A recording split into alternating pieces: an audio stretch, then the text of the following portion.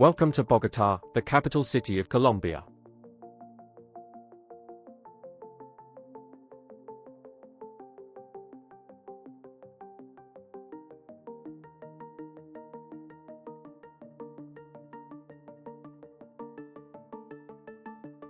Here are some 3 interesting facts about Bogota. 1. The city was founded on the 6th of August 1538 by Spanish conquistador Gonzalo Jiménez de Quesada. 2. Bogota is nicknamed the Fridge of Colombia because of its cool climate caused by its high altitude. And 3.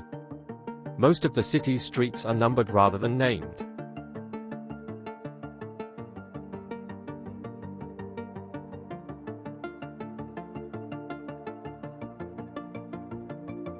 Are you planning to visit Bogota anytime soon?